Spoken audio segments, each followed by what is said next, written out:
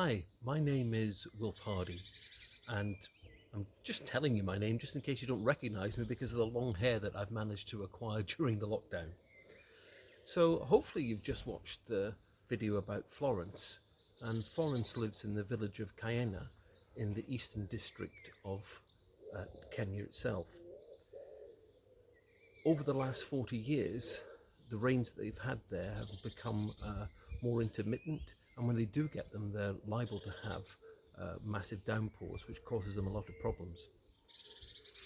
So just before the lockdown itself, I was very fortunate enough to join another group of Christian Aid supporters and join in a video link with a guy called Nicholas Abuya, who is the Christian Aid Climate Change Program Manager in Nairobi. And he was telling us about the earth dams that Florence was using then, you saw collecting the water from.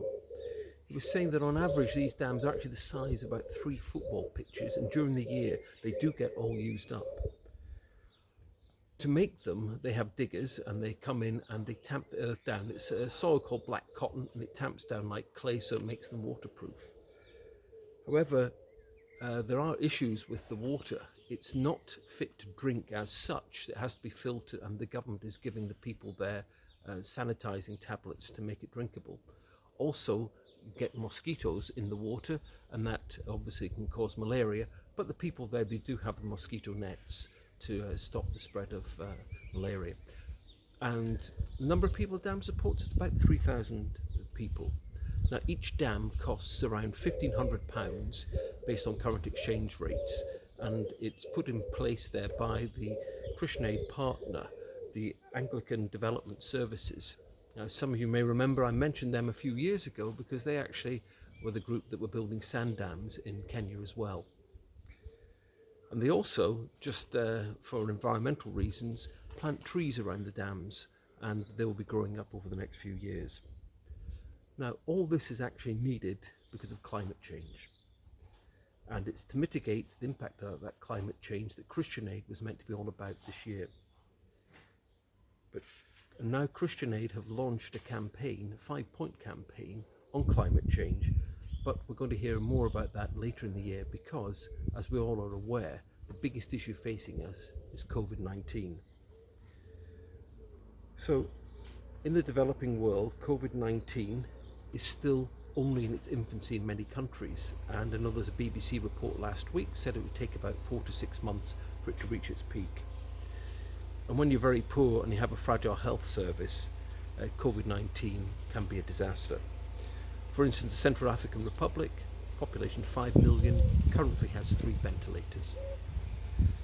And until the world is safe from COVID-19, no one is safe from COVID-19. So the Christian Aid response so far has been in 17 countries. They have helped the Christian Aid partners reposition what they're doing to help stop the spread of the COVID-19 virus. And they're drawing on their experience in dealing with Ebola to do that.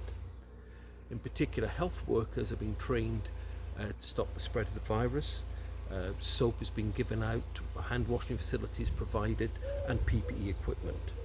And if you want to find out more, just go online and have a look, and you'll see how the countries of Bangladesh, Afghanistan, Nigeria, South Africa, and Myanmar are actually being helped. But this is the end of Christian Aid Week today. We've had no quiz by Sandhurst Churches Together held at St George's. We've had no lunch at St Swithin's run by the Women's World Day of Prayer.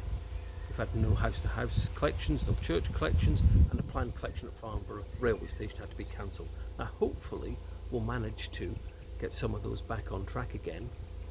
But in the meantime, Christian Aid and the poorest people in the world are relying on you for a donation. So if you just have a look at this, you can see how you can donate. So you can go online to christianaid.org.uk, or you can phone 0207 253 2269, or for a bank transfer phone 0207 253 2226. Thanks a lot, and God bless.